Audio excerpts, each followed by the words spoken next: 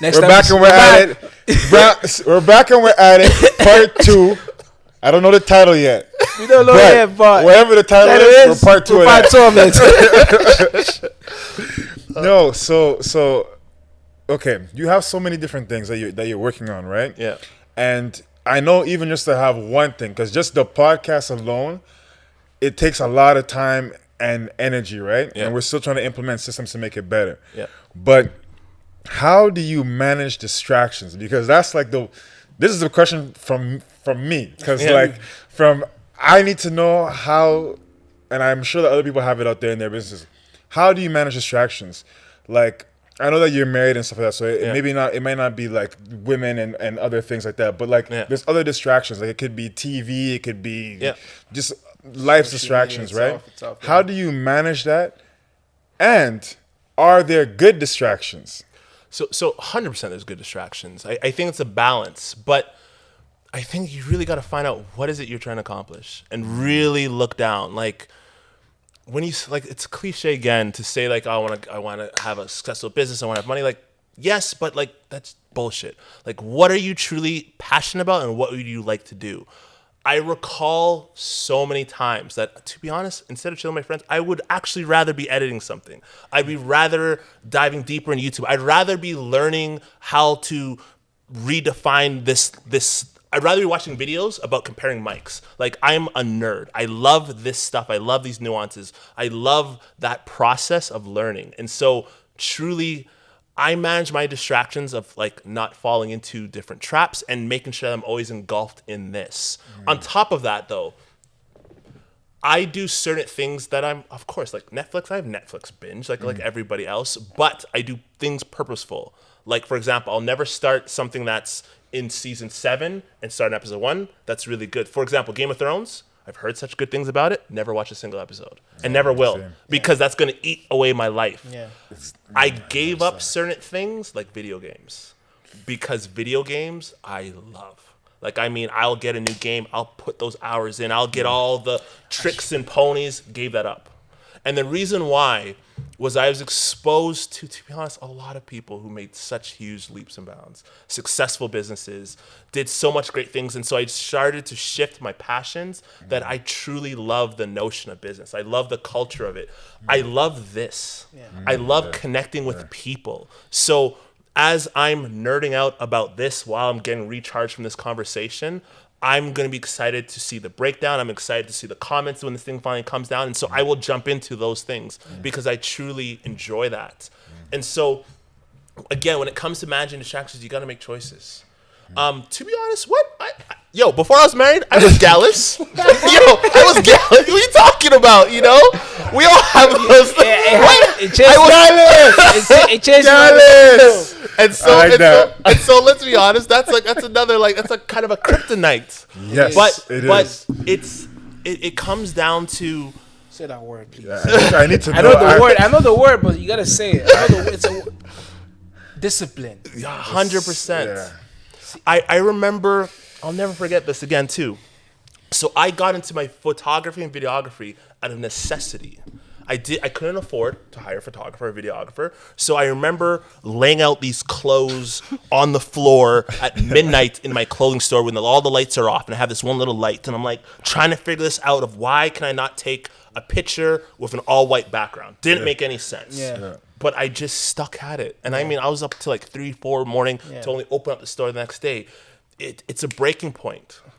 And you'll realize quite quickly, which I started to obsess about, let's be blunt, with some of these like things that we all get distracted, whether it's around girls or guys, depending if you're a female and things like that, is the more you double down on your craft, you become more valuable for the people around you, which will attract more of what sometimes those distractions are.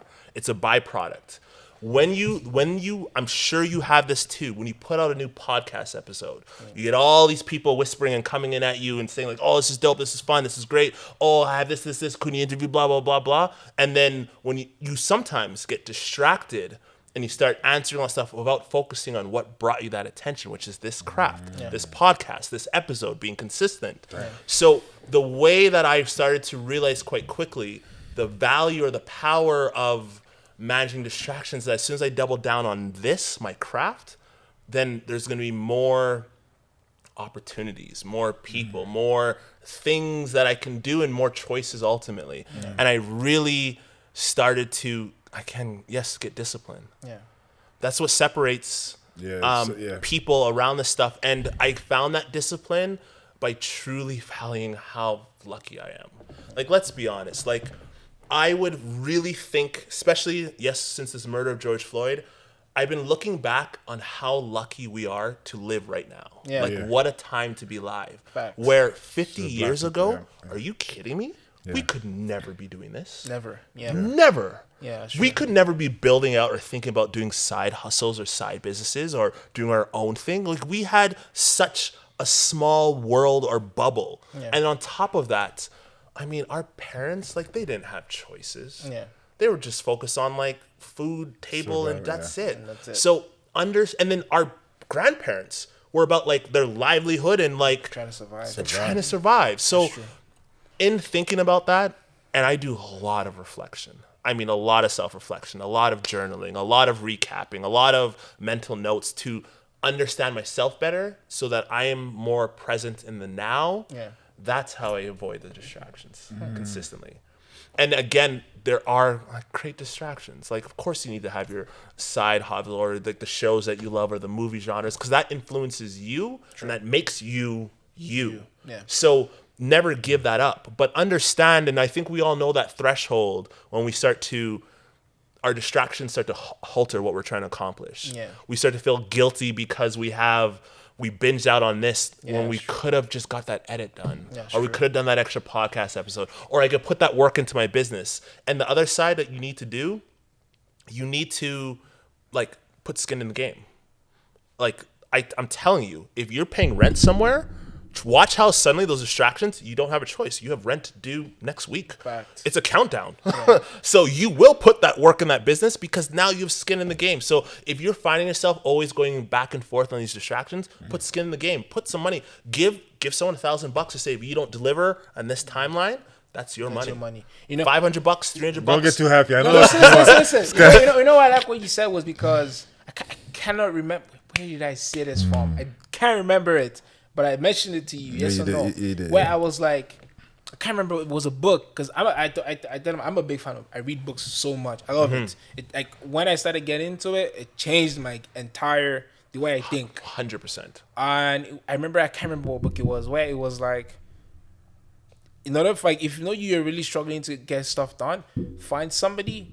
You both talk about the goals you're trying to achieve, and then put money on the line. 100%. Because once you know, okay, this person's like, I'm gonna make sure in this month I'm gonna shoot 20 YouTube video, and you put like $500, $1,000 on the line, and then it's not just saying like in words. You print a piece of paper, 100%. You sign it. No, you give them the money. You give them the money, not like I'm gonna pay you. Like, you. No, you give them the money to hold on to hold you accountable if that would need to be. I didn't have my money. Watch how those 20 videos are done in that month. That's why when I was reading, it was like, don't say it over word, because over word you can be like, but nah, this like you gotta be cutthroat with that. That person has to be someone that won't give a shit. Because like if you don't do it, it's mine. If you try to do shit, 911.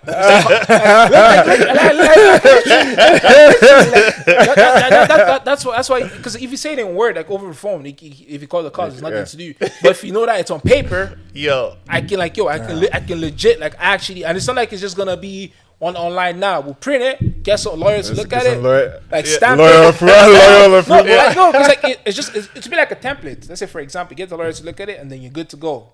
Every month.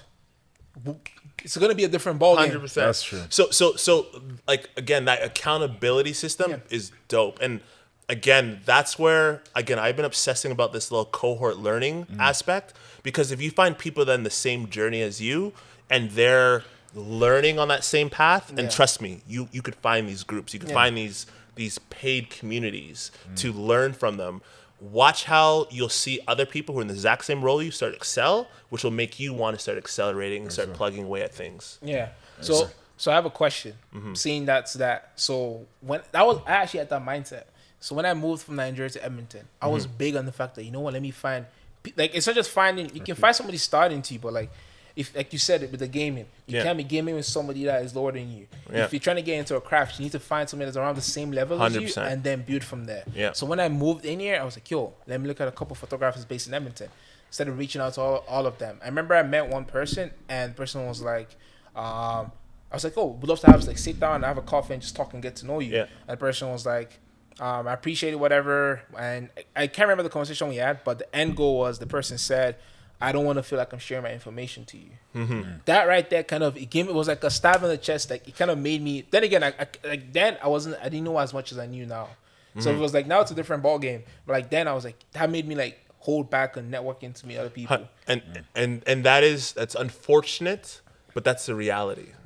Like what, the one aspect which becomes a skill is like, what does it look like to get 100 no's, 50 no's, 75 no's to finally get that one yes. That one person's like, yeah, of course. And by the way, here's the playbook. Like, here's all information I know. And to have that vibe, because we lose sight that success is like, and I forgot the famous quote again, but it's like almost like success is moving from failure to failure without a loss of youthism, like about a loss of momentum. And I think that carries so much weight.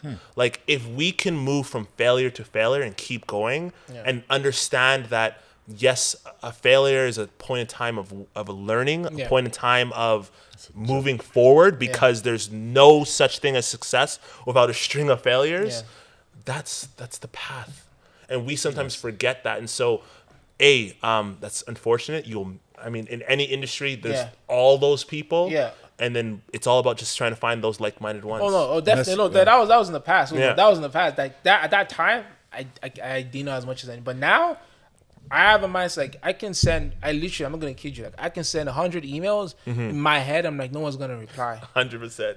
But literally, it's going to hurt when you start refreshing and you be like, what the heck? But I actually learned something new, which is like sometimes it's not just email. Sometimes you got to go in person. 100%. Like, go there and be like, explore all avenues. It's like showing up apply with job, bro. It's like when I apply to a job, like, the one thing I'm never like, do you ever see me stress about a job? Like, bro, I'm never stressing about like a job or anything like that, because I just know I can get it. Like, I don't know. I just feel like I can get a job because I know I will do whatever.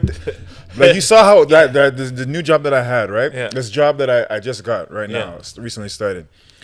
This job, when I saw it, I was like, oh man, this job is sick. I'm qualified. I'm like, oh, okay. Dope. I sent an email. At first I was on Indeed. I applied on Indeed. I'm like, man, these guys are not gonna check this. Then I went to the company, I searched them up, sent them an email. And I'm like, okay. And in the email, when I sent it to the email, I put in bold, best candidate for the job. So I wanted to make it seem like it was going from an HR to them, so they would see it, So I'm like, yeah. And then I wrote in the email. I'm like, yo. After that, I called the reception. I'm like, hey, I heard you guys have a job posting. She's like, yeah. I'm like, okay, what email should I send it to? She gave me a different email. Oh, okay. I sent it. Then I called back. I'm like, hey, I'm the same guy. But did you get the email? I want you to check the email.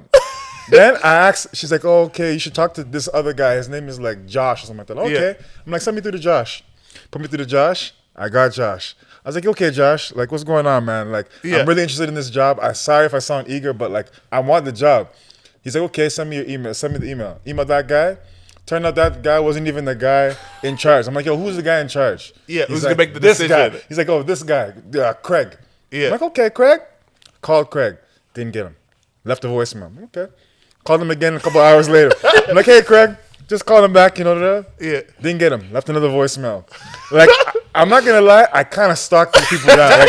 Like it wasn't like I stalked them. Like, already know. Like and then the next day, like I think within a week, I might have called the guy every day, like, or for like the first 4 days, and I was like, you know what? It's a little bit too much. Let me just chill out for a little bit. But I got him. And the one time when I got him, like the lady, actually, the reception lady, she was like, you know what?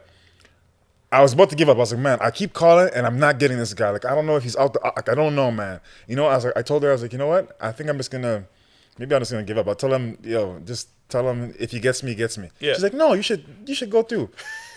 As soon as she said that and she put me through, I got the guy. I was like, I thought it was a voicemail. I was like, oh, okay, hello. He's like, I was like, hey, hello? Hello? When I got that, man, I was so happy. I was like, yo, I talked to the guy. He was like, okay, yeah. He's like, yeah, man, I got your voicemails, man. I was like, I got your voicemails. That's really good, man. You know what? He's like, I'm gonna put you away right now. We're looking for a different job. Like we're looking for different job openings. Yeah. But he's like, I have your interview. I mean, I have your application, your resume. Yeah. He's like, don't worry, I set it aside. 100%. I bet he did. Yeah, he's like, I set it aside. He's like, I think next. your camera died. I know. It's all good. So he's like, I set it aside. He's like, next week, I'm gonna get back to you. I'm like, okay. It sounds good. I give him a couple of days, no calls. And I was like, man, the week started. I was like, Monday passed. I was like, I let him go Monday. I was like, you didn't call me back on Monday? I'm like, yo, Tuesday. I'm like, Tuesday. Back on it. I'm back on it. I called him and didn't get him. I'm like, you know what? He said he'll get back to me in the week. I'll leave it. Wednesday? Nah. Wednesday, I started ringing down the phone. I'm like, yo, ring. I'm like, yo, hey, I'm just trying to get a hold of Craig. Leave a voicemail. Hey, man, I'm sorry. I had another job. Yeah. I was leaving my job, go at lunch to make the call, and then run back to work. Yeah. I kept calling. Then I finally got a hold of him, right? Yeah. And he's like, hey, man, so sorry. We were just doing interviews for the other job, but we're going to do interviews for you next week. I'm going to call you next week, everything. Yeah. I'm like, okay. You know, I told him, I was like, you know, if you don't call, I'll call you. I'll call you. So I was like, I got your number. I was like, don't worry, no worries. And then he gave me his cell number, right? Yeah. I was like, okay. I was like, He doesn't know. Then the week went on. I was at work, and then my phone rang, and I saw it was him, right? And I was like, oh.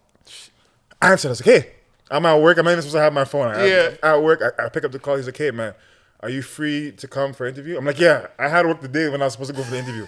I agreed nothing, and I went. And when I went to the interview, I prepared for that interview like it was an exam. I've never prepared for it. Usually you just go and I wing an interview. Yeah. But I studied the history of the company. And when I came into the interview, I was so confident. I had the mask and everything. I was asking him. I answered all the questions. All the questions. And I was asking him questions. I was like, yo, your company started back in 19... So what about this? Yeah. He was like, okay. And then he told me, he's like, to this job, there's over 600 people applicants. Yeah. Right? And they only interview, there's a very, very, very small turnover in that job, right? Mm-hmm. They said they only interview maybe 3 people. Yeah. They only interviewed one guy before me who also got the job. Yeah. But he was like, you know what? I'm going to be straightforward with you. I don't want to say that I'm going to give you the job. You're the person that we want. Yeah. You're the type of person that we want at this building. But I don't want to say that there's work now because it's a little inconsistent with how the steel market is going. Yeah. So I'm just going to let you know up front, but we will call you. Yeah. I'm like, okay. I was working at the other job. I asked Ori every day. I'm like, man, these people didn't call me, man. Didn't call me, man. Didn't call me. I was just waiting. I'm at the job. I'm just waiting. Yeah. And then when they got this is weeks now? Weeks. Yeah. I think I waited a month. Yeah. Close to you. And I was just and you know what happened? Multiple other jobs were offering me. Okay. But I just kept saying, no, I know I'm gonna get that job. I'm like, no, I'm gonna get that job. And then they called me and I got the job. Yo, but I was big. I literally hounded that opportunity out of. If I didn't do that, I'm very positive I wouldn't have got the job. But you see something you just said? That same mindset. I know. Literally, it's the same mindset. Running, carry that same mindset and put it towards your grind. Yeah, you're right. And put in the work because I know a lot of people have great mindsets, but they don't put the work in. Yeah. And you put in work. You put in work. There's no denying that. There's work. There's having a good mindset. And there's work, and that was. Yeah, I was. Yo, that's dope though. I wanted it, but I got it. You got it because you put in the work, and the work. Even for driving, even to other stuff, it's work ethic too. The work ethic is key. It's not just as you define discipline. Knowing you have how do you say it again? The ability, self-discipline is the ability to do what you're supposed to. No, do what you're supposed to do, even when you don't feel like doing it. Yeah. Mm-hmm. I mean, 100 because that's such a great definition because they say that's the difference between an amateur and professional. Professionals will show up every single day to do what they need to do, while amateurs do it when they feel like it. Mm-hmm. And it's a different dynamic because if you think about it, some of these creators that we all love and aspire to, how do they do it so consistently? And the reason why is because they don't wait for inspiration. They're just always putting in the work. Yeah, all they just do is as Think Media said, all you just got to do is hit record. That's it. And start from there, which makes sense. See, because I look at it like this, right? Look at how like I was nervous about this podcast right now, right? I was nervous and I was in yes, Ori, okay, you were right. and I was like, oh man. And he kept telling me, he's like, yo, just relax. This is the longest episode that we've done. Yes. And it doesn't even feel like it's not even like it's not even gonna end because there's no like I'm not tired. I'm not nothing. You know. Yeah. I'm not thinking about anything. I'm like fully in this moment. I'm fully enjoying it. So it's just an example right there. I gave him a line where I was like, how do you know you're not getting prepared is not a good thing? Because if you get prepared, you already have in your head, you have a stuff you want to follow. Yeah. But unlike when you're not prepared and you just comment and you know what? Like, there's a reason why you're not like, there was a reason. My guy was stuck in his head. And even with like this podcast, I think we've said the story like once or twice before, like how it actually even started. And then what happened? I just got a new camera. It was a new lens. So I had the camera already. I got a wide angle. So I think I got a 35 mil. Yeah. And I was like, yo, because we were already talking about it, but like I was like, yo, I got the camera now. I got a lens, bro. We took our whip. I was like, yo, bro, let's go London McQuay. How we dressed? I think we have that video. I have to look for it. I make sure I took that video. Looking bum. We didn't even dress like I said. We just wore slides, whatever. Yeah. Went to the car, just drove to London McQuay. Okay, we got there. Started exploring. I think what's his name? My boy Curry's. No. Corey Strand. No. Corey. My bad. Corey Skrlank. Skrlank, yeah. I mean, got them girls just giving us a couple of advice, give us a couple apps we can use, whatever, just to get started. Yeah. We go home, set it up, recorded something. right on the spot. Yeah. I actually feel bad we lost that video. The audio, we still posted it, but like, we didn't care. Like, we're like, nah, we don't give a shit. Just put it out there. And literally, that's how you start. And after doing that, boom, all of a sudden, start getting, like you said, the different people, like, oh shit, nice. Start getting guests. I don't think we missed a time since then. Nah. We didn't miss a week since then. They've never, That's true. always, like, no matter what, we That's always actually pull. very true. Bro, there was an episode we were meant to have a guest. My boy Fad messed up, had a situation. Some guys in our situation would be like, you know what? Just post on the story. No episode today, guys. No guest. But we're like, nah, bro. We came to the studio. We just talked. Dope. And just like this improv it. Just had something different to it. And it was actually something that people liked because they're like, it's good that you gave a recap on all your guests that you've had and like the information that what we actually take from the guests and stuff like that, you know? Yeah. So, Oh, that's so smart. Like you see right now, this episode is probably going to be 2 different episodes. Yeah, that's what I'm saying. 2 in 1. like literally, bro. Right now, we're going to 2 hours, bro. Bro, honestly, I'm not, bro. There's there's not even any sleep in my eye, nothing, bro. I'm actually not tired. And realistically, if the camera doesn't die, hopefully it doesn't. Yeah. I think it's probably mine because we already got the other one. Mine dead. Yo, this is dead. I don't know if I have another. Look how long I sat on this seat for with no back support, man. I didn't even think about it. Let me make sure first. So we'll make sure we got extra life. No, man, this is. Sorry, guys. No, it's all good. Sorry. I'm gonna just real quick. See, we're on 1 bar. One was dead. So now we have the option. So you have the option. The option is to either keep going and let it die, or just we cut it quick and then we'll come back and we'll do it again. Maybe this time on this podcast. That's 100%. You know what? Actually, we didn't even talk. Man. Before tell us about your podcast, about your media company. Tell us everything. Everything. It's your time to say everything, man. So I have a podcast called The Cadence of Bobby T. What it is in life, I've had so many different dope conversations with people, and I always thought it would be super cool to start to do 2 folds. 1, document those conversations, share some of those insights, those moments of passion, those moments of like information with people. And number 2, to be blunt, I think podcast is a good strategy in terms of marketing. Definitely. There was different times I wanted to connect to people, clients I wanted to work with. And to be honest, information I just need to know about a certain industry or sector. And so I invite guests, invite people to it. So Cadence of Bobby T was, first I had this podcast called 360 Chat, and I reinvented it to Cadence of Bobby T because I started to realize I wanted to share. Or that?